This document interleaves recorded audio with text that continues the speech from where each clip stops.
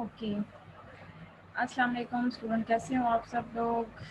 Hope so आप लोग बिल्कुल ठीक होंगे। अच्छा बच्चे, सबसे पहले तो मैं आपको कहूँगी मैं बहुत डिसअपॉइंटेड हूँ आपकी क्लास की तरफ से, क्योंकि एक तो रिस्पॉन्स नहीं आ रहा बिल्कुल। वो था ना कि पहले ये होता था कि ये जो टीचर्स होते थे ना, वो मीन्स उससे बच्चों को बताते नहीं थे इतना, और स्टूडेंट्स उनके पीछे होते थे। अब जो अपोजिट रूटीन ये आ गई है कि टीचर्स जो हैं मुसलसल हम कॉन्टैक्ट कर रहे होते हैं बच्चों से कि किसी तरह से आप हमसे कॉन्टैक्ट करें, अपनी असाइनमेंट्स पूरी करें, बट जो बच्चे हैं वो इतना अच्छा रिस्पॉन्स नहीं दे रहे हैं। आजकल टीचर वेट कर रहा है, टीचर को वेटिंग पे लगाया हुआ है। ठीक है, बहुत वीआईपी स्टूडेंट्स हो गए हैं आजकल के ना, इन शॉर्ट ये कह लें आप। आपको समझ आ रही होगी जिन जिन बच्चों को मैं कह रही हूँ। यू कांट इमेजिन कि बाकी सब्जेक्ट्स का मुझे नहीं पता, मेरे सब्जेक्ट्स में मैंने मुसलसल बच्चों को कॉल्स की हैं और कॉल्स कर कर के कहा है बच्चे असाइनमेंट्स दे दें, बच्चे असाइनमेंट्स दे दें।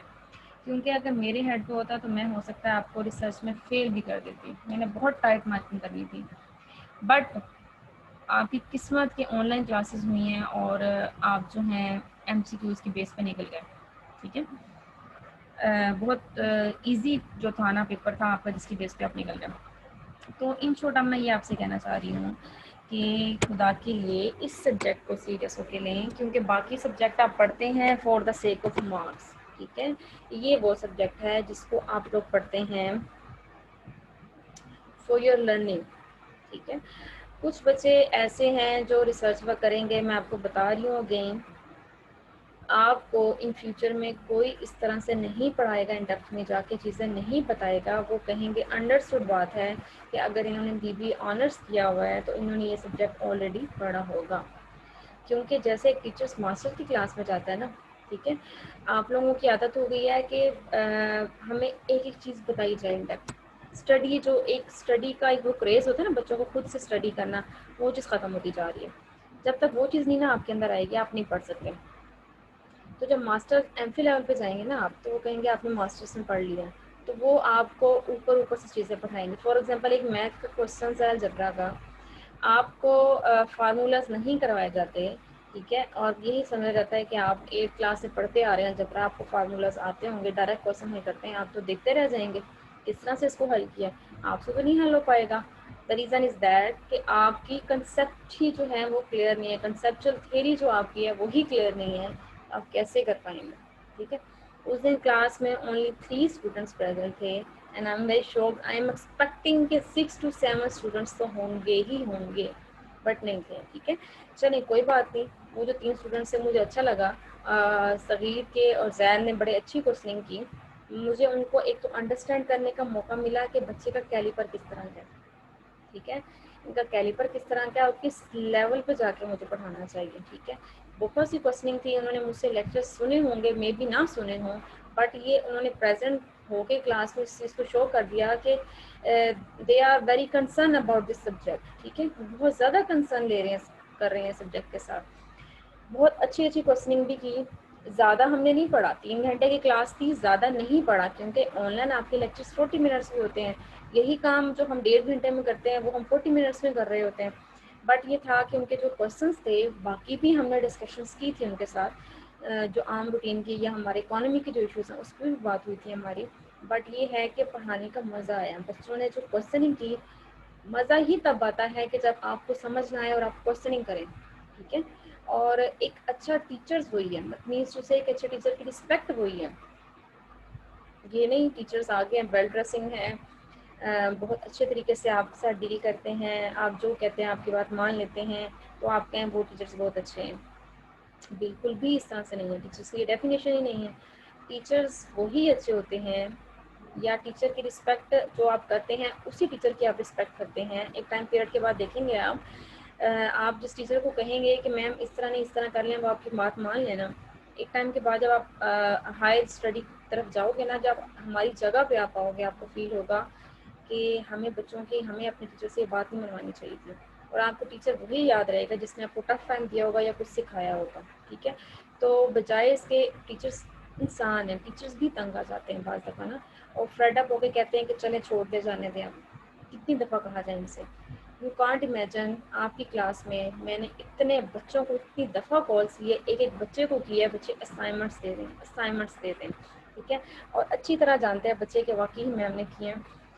मैं बता रही हूँ बाकी सब्जेक्ट्स की टीचर्स ने भी इसी तरह से स्ट्रगल किया है, बट ये आप टीचर्स का इम्तिहान ले रहे हैं इन शॉर्ट ना।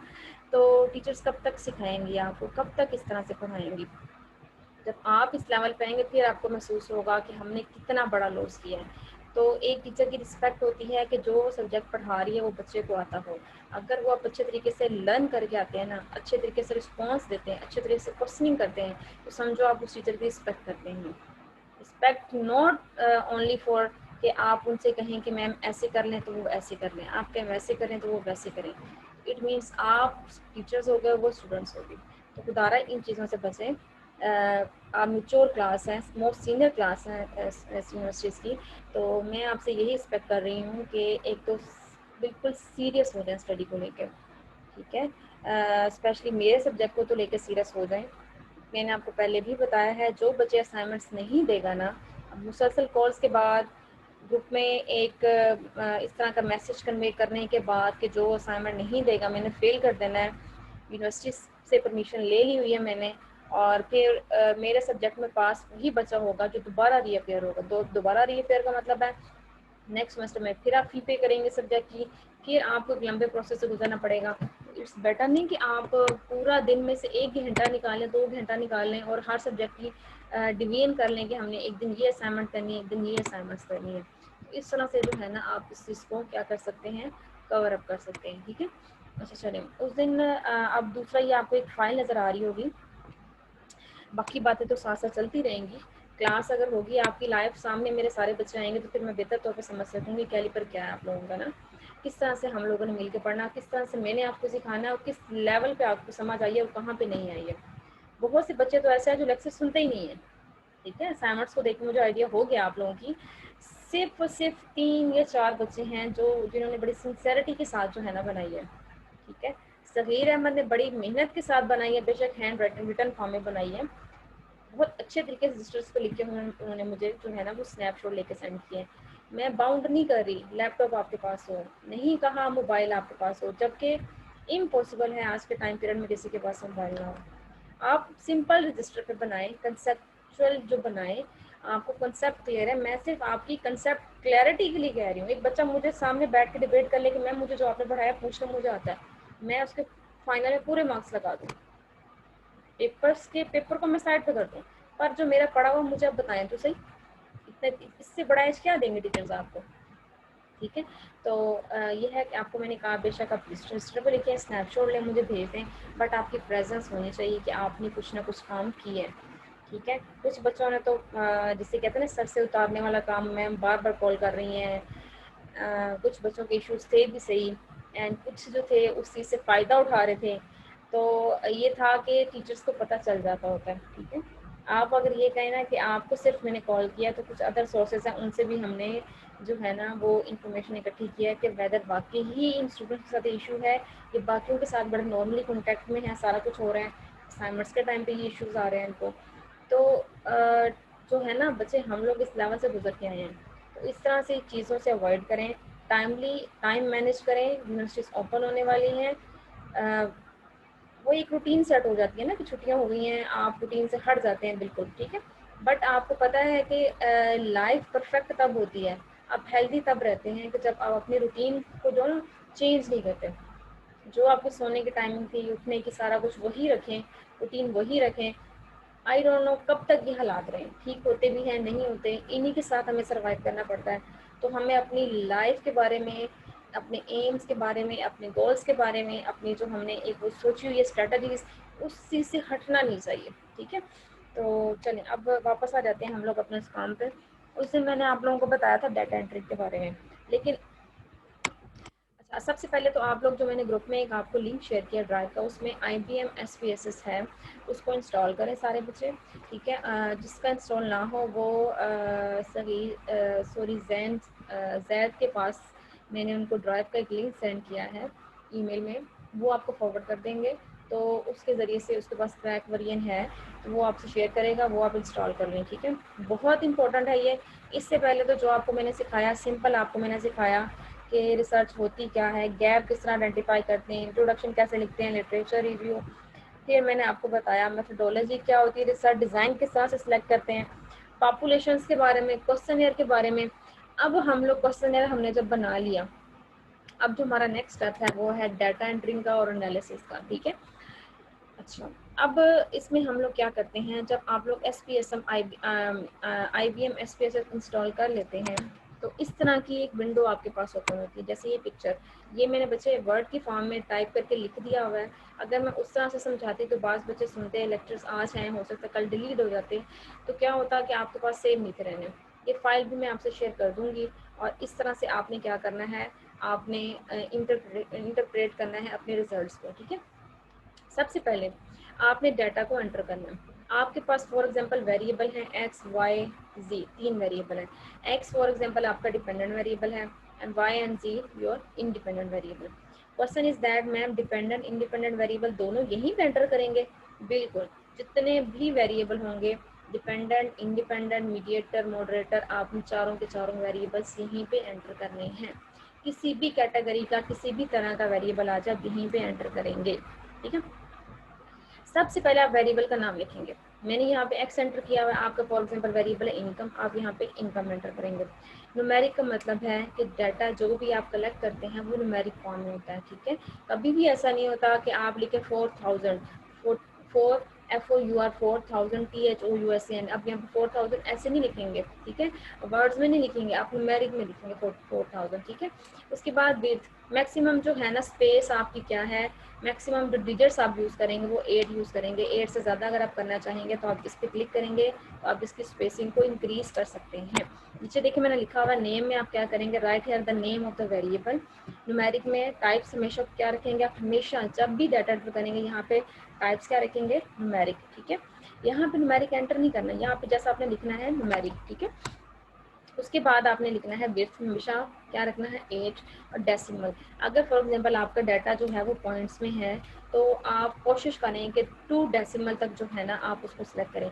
तो यहाँ पे एरो पे क्लिक करेंगे तो यहाँ पे जब ये आ रहा होगा डेसिमल के साथ एक एरो सा होगा, जैसे ये आ रहा 3 पॉइंट्स, इस तरह से आप क्लिक करेंगे तो वो पूछेंगे आपसे 1 2 3 एंड 4, तो आपने 2 पे क्लिक कर लेना। इट मीन्स के पॉइंट के बाद आपके डेसिमल के बाद कितने डिजिट्स आने चाहिए, 2 डिजिट्स, ठीक है।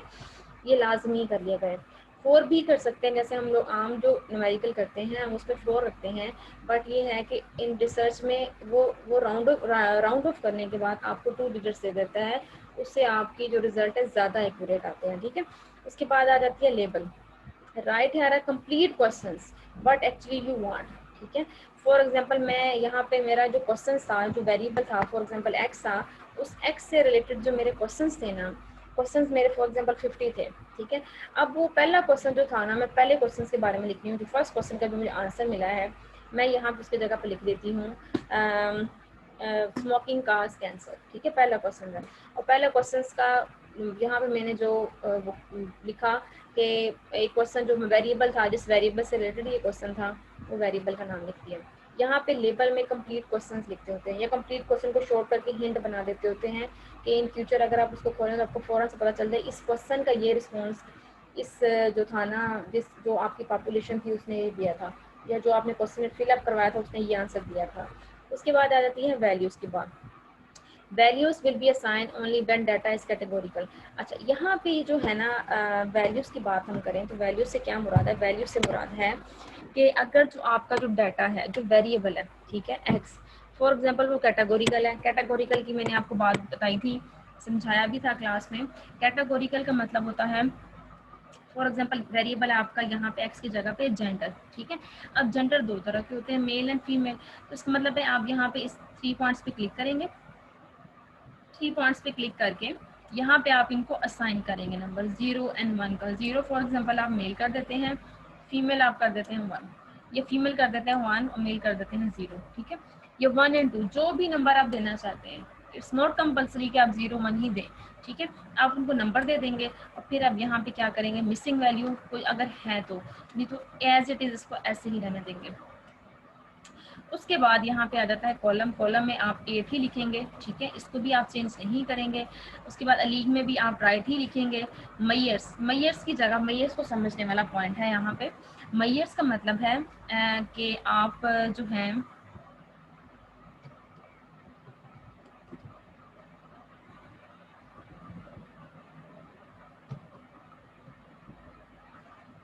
मैं 1 मिनट मैं कोशिश करती हूँ कि मैं अभी इसी वक्त आपसे जो ओरिजिनल इसकी जो वो होती है IBM SPSS की जो फाइल है ओरिजिनल, मैं आपको खोल के एक दफ़ा यहाँ पे कुछ एंटर करके दिखा दूँ, ताकि आपके पास कल ये ना हो कि आप खोलें तो आपसे हो ना, ठीक है, फिर आप प्रैक्टिस करिएगा इसको लेके।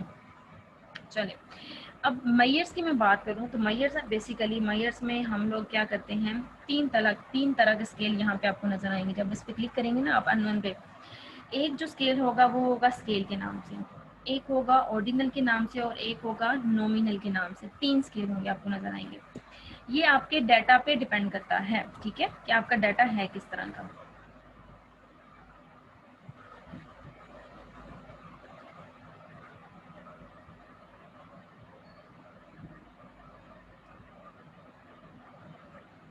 ओके, मैं कोशिश करती हूँ, पहले तो मैं आपको एक दफ़ा लाइव खोल के दिखा दूँ, ठीक है। स्क्रीन शेयर करती हूँ, ये भी जो है वो ओपन हो जाए। जी, ये देखें, ये जो है यहाँ पे आपको एक तो डाटा व्यू नीचे नज़र आ रहा होगा यहाँ पे, और ये वेरिएबल व्यू। आपने वेरिएबल व्यू भी, ये आपकी स्क्रीन जब IBM आपने इंस्टॉल कर लिया तो इस तरह की स्क्रीन ओपन होगी, ठीक है। आप कह रहे होंगे जो मैडम ने पिक्चर में लास्ट टाइम दिखाई है वो वाली नहीं है, तो हम वेरिएबल व्यू, आप डाटा व्यू पे था, हमने किस पे क्लिक किया, वेरिएबल व्यू पे, ठीक है। अब वेरिएबल व्यू पे यहाँ पे फॉर एग्जांपल जैसे मैंने आपसे कहा, आपने वेरिएबल लिख दिया अपना इनकम, मैंने इनकम लिख दिया। सेकंड ये, आप इसमें स्पेसिंग नहीं देंगे, इनकम के बाद मैं अगर स्पेस देकर यूँ लिखूंगी ना तो वो इसको एक्सेप्ट नहीं करेगा, ठीक है। आपने जो भी वेरिएबल का नाम लिखना है इकट्ठा लिखना है, कंबाइन करके लिखना है, तब ये इसको लेगा, ठीक है। इनकम मैंने लिख दिया। टाइप मैंने आपसे कहा था हमेशा क्या होगी, न्यूमेरिक। विड्थ 2, डेसिमल मैंने यहाँ पे 2 रखी है। अब यहाँ पे देखिए मैंने आपसे जैसे कहा था आपने बढ़ाते जाना है, 1 2 3 4 जो आप बढ़ाना चाहें, लेकिन मैक्सिमम कितना होना चाहिए, 2 होना चाहिए, ठीक है। 4 भी हो सकता है, बट एक्यूरेट रिजल्ट कब आएंगे, जब क्या होगा, 2 होगा। लेबल में मैंने क्वेश्चन लिख दिया, ठीक है। Income, have you satisfied with your income, मैंने क्वेश्चन लिख दिया। फॉर एग्जांपल मैं पूछ रही हूँ,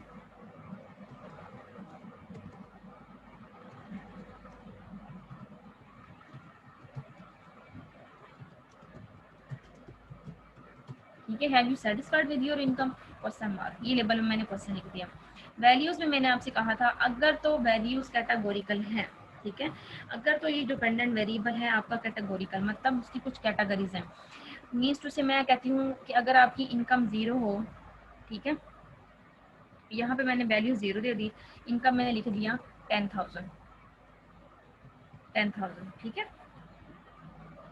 लो, लो लिख लो, लो, ठीक है। 0 होगी तो लो, ठीक है। 1 होगी तो आप यहाँ पे कह देते हैं मॉडर्न, मॉडरेट, मॉडरेट, ठीक है। और मैं कहती हूँ 2 होगी तो मैं कहती हूँ आपकी इनकम क्या है यहाँ पे, हाई। ये हो गया, मैंने इसको ओके कर दिया। अब यहाँ पे देखें, क्लिक करें तो ये 3 चीज़ ऐड है। जब आपके रिजल्ट आएंगे ना, तो अगर रिजल्ट आपका 0, मतलब रिजल्ट जो कंक्लूड करेंगे अगर वो 0 आ रहा है तो आपको अंडरस्टूड बात है, आपने वैल्यू 0 किसको दी हुई है, कि आपकी इनकम लो है, ठीक है। और अगर आपका जो रिजल्ट है वो 1 ज़्यादा आ रहा है तो आप कहेंगे ऑटोमेटिकली जो इनकम है वो क्या है, मॉडरेट है। फिर अगर आपका जो रिजल्ट है वो 2 आ रहा है तो आप कहेंगे जो इनकम है वो क्या है, हाई है, ठीक है। इस तरह से कैटेगरीज लेते हैं। कैटेगरीज देने का पर्पस होता है कि हम डिफ्रेंशिएट कर सकें, आइडेंटिफाई कर सकें। बट यहाँ पे मैं कैटेगरीज आपको दे के बता दी, कोई बात नहीं, रहने दें यहीं पे। ओके, हम लोग इसको कर देते हैं कैंसिल, हो गया। उसके बाद मिसिंग वैल्यूज में मैंने आपसे कहा था इसको एज इट इज रहने दें, 8 को भी, इसको भी। और यहाँ पे आप लोग आ जाए मैयर्स पे। मैयर्स पे देख रहे हैं आपको 3 स्केल नजर आ रहे हैं, स्केल, ऑर्डिनल एंड नॉमिनल। सबसे पहले बात करते हैं हम लोग ऑर्डिनल की, ठीक है, ऑर्डिनल स्केल की। ऑर्डिनल जो स्केल है वो जो है वो वर्ड निकला है ऑर्डर से, ठीक है। और ऑर्डर का मतलब क्या होता है कि आप, ऑर्डर का मतलब होता है कि आप जो हैं,